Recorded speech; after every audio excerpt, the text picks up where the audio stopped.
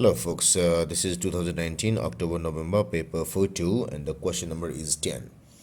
So this question is a long one and it includes two chapters. So one is this band theory of semiconductors from quantum physics, let us say, and the other is the question from electronics, which deals with the operational amplifier. So I'll check out the question here. So the first question says the upper electron energy bands in our semiconductor materials are illustrated like this. So we have got valence band and conduction band, and there is some gap between them, which is a forbidden band. So conduction band seems to be a bit lighter ink here. So use band theory to explain why the resistance of an intrinsic semiconductor material decreases as its temperature increases. So intrinsic means that the semiconductor is a pure one and no impurity has been added. So when we increase the temperature, the electrons get energetic and they start to vibrate, let us say, and they eject from the electrons. So when so first when we heat, so heat leads to increase in energy of electrons. So in normal language, when electrons get ejected, so ultimately this leads to ejection of electrons. So it means that they are now able to conduct.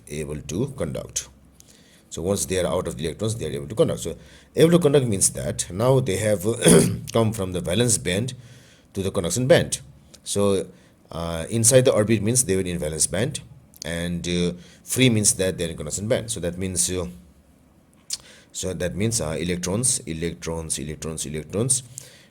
arrive at conduction band from valence. So this means that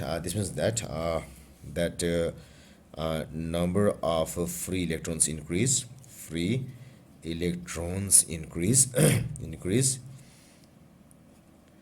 and plus we have got number of holes also increase, holes which are positive charge carriers, they also increase. So overall we have got overall charge carriers increase, which means that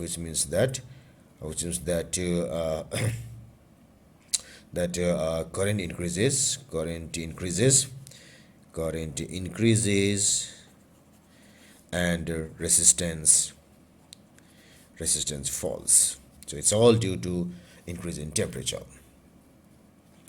So now next question is concerned with operational amplifiers. So I misplaced the two pages, so this comes later. First should be this. So it says that a comparator circuit incorporating an ideal operational amplifier, op-amp, is shown in this. So we have this circuit here. We have 3 volt is the main supply. This is earth. So resistors, this and this, form a voltage divider. Similarly, this thermistor and this form a voltage divider. The output of both of these things, let us say this is point A, this is point B. So the output of both of these things act as input to the op-amp. So output from B gives inverting input, and output from A gives non-inverting input. The output terminal is connected to this LED and a resistor like this. So this V out will be across this end of LED and this end of resistor, which is not known. The variation with temperature theta of the resistance RT, so resistance of thermometer, varies like this. So at 4 degrees Celsius, so this is 4 degrees. At 4 degrees Celsius, its value is somewhat 3.25, let us say. And at around 25, 26, 27 degrees Celsius, So at around 27 degrees Celsius, its value is around 1.475. So 1.475 kilo ohms. So you can see the variation here. It's not a straight line, so it's a slightly curved. Now. So this is the question. It asks us determine the temperature at which the light emitting diode LED switches on or off. So it says we have to find the temperature at which the light emitting diode LED in figure 10 switches on or off. So this LED will switch on or off when the output voltage becomes positive or negative. So this happens exactly at the threshold when the voltage input here, this is a V minus and this is V plus, they are exactly equal. So this can happen only when these two voltages are equal. So when V plus slightly becomes positive, even by a small amount, output will be positive, and when this becomes higher or positive, this becomes negative. So this happens when V plus equal to V minus. Now V plus is equal to VA and V minus is equal to VB. Now this V and VB is given by, so this VA is equal to voltage divider from voltage divided portion of 3 volt, and this VB is also voltage divided form of this 3 volt. And while doing this, what happens is since we have the main voltage from this common portion here, the ratio of PDs. So the voltage here, let's say let's talk of this voltage here. So the voltage across here and here are equal to the ratios of resistances here and here. The voltage across here and here is equal to the ratio of resistance this and this. Similarly, the PD across here and here are equal to the ratios of resistances here and here. So altogether what we have is at this time we have VA equal to VB, so which means that we must have this ratio of resistances here. It is so let's start from here. So RT divided 1.76 kilo ohm should be equal to this 1.5 by 1.2. So what I have is this PD by this PD equal to this resistor by this resistor. So this PD by this PD equal to this resistor to this resistor.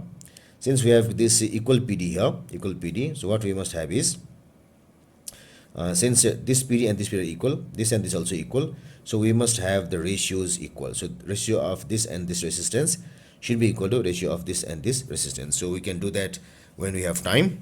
So for now I just need this. So RT is equal to 1.5 by 1.2 into 1.76. So when I do it in the calculator, I have RT is equal to so 1.5 into 1.76 divided 1.2, so it's equal to 2.2 kilo ohm. So it happens when the resistance is equal to 2.2 kilo ohm.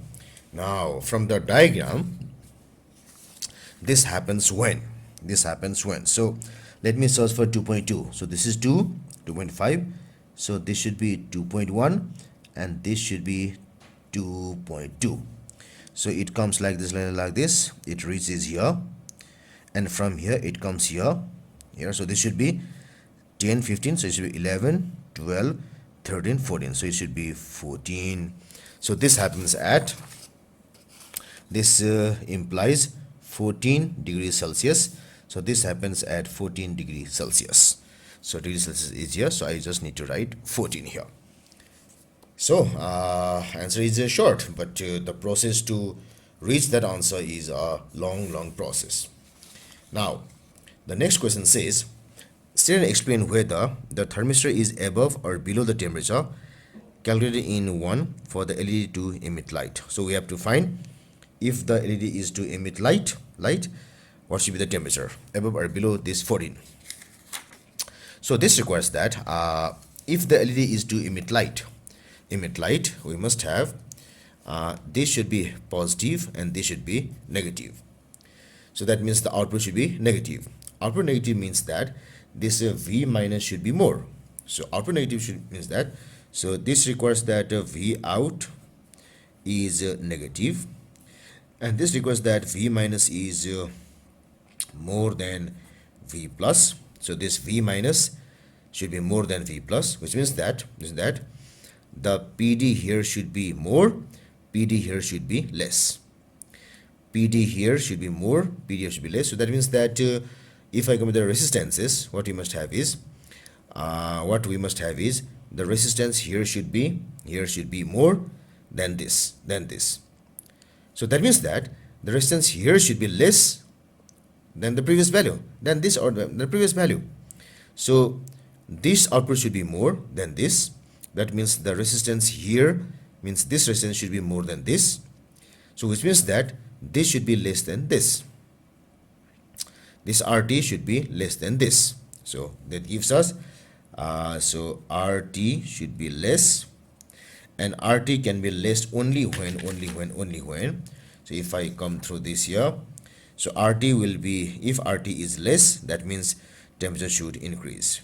So that means then from the graph we must have T should be more. T should be more in order to make this happen, or in order that this LED will light. So let me do that once again. So if LED is to light, we must have this should be plus and minus. So V out negative, V out negative means this V minus is more. V minus more means that the PD here is more than the PD here, which means the resistances here will take up more shear than this thing. So if this resistance takes more shear, this resistance should take less shear than this. So RT should be less, that means than previous value. If RT is less, then from the graph, so if RT is less, the temperature should increase. So temperature should increase, and that's why T should be more in this question.